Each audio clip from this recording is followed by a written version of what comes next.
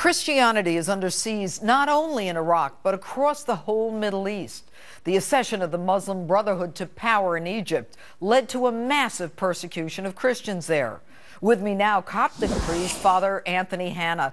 Good evening, Father. Coptic Christianity began in the 1st century in Egypt. About 15 million members worldwide, with 10% of Egypt Coptic Christians.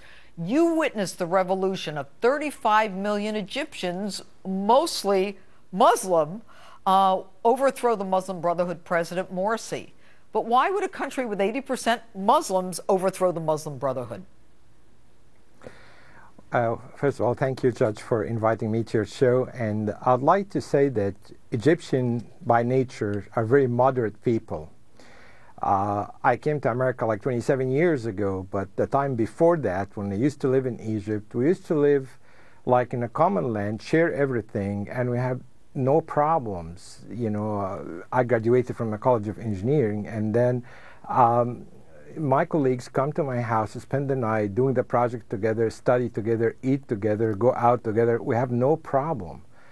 And this problem started when these radical groups spread all over the Middle East, and mainly the Brotherhood, because in the time of Sadat, he released some of them from jail, and they give them freedom to do anything just to oppose communism in the country.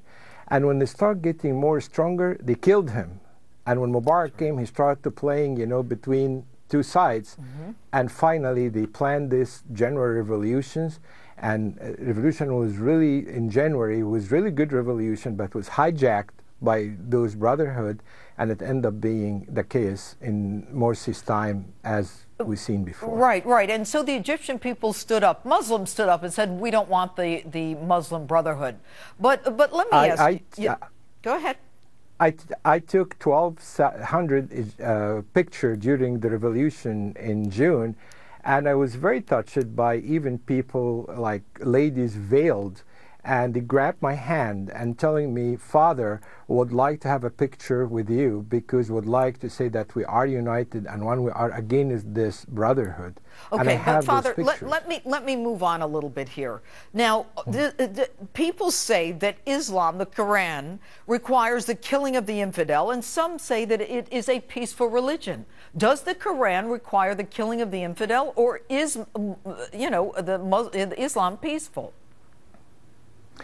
Well, it depends how you interpret it. You know, some people think that Christian, they are infidel. Some people, this radical group, think they are not.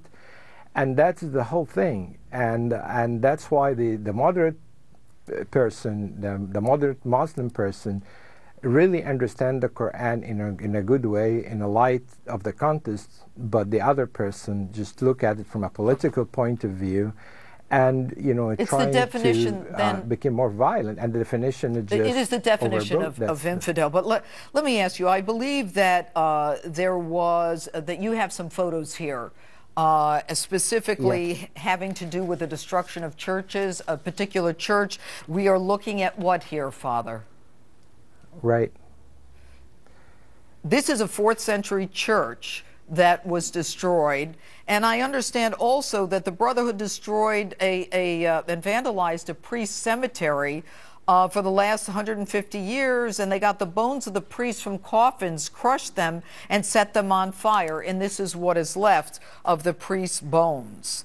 Who is behind ISIS, Father? The Muslim Brotherhood. That's the pictures of the bones, and then you see that, and yeah, and actually the priest there told us the people attacked the church and did all this damage.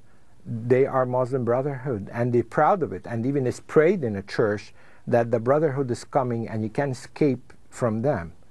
All right. And we have witnessed for that, and then ISIS doing the same thing. All right, Father. It's like demagoguery and... Okay, Father, I'm so sorry. I'd like to continue this conversation. We're coming up against a break. Thank you, Father Hanna, for being with us this evening. No problem. Thank you. All right. And coming up, the former Israeli Deputy Defense Minister with the latest on the conflict between Israel and Hamas. He is live from Tel Aviv.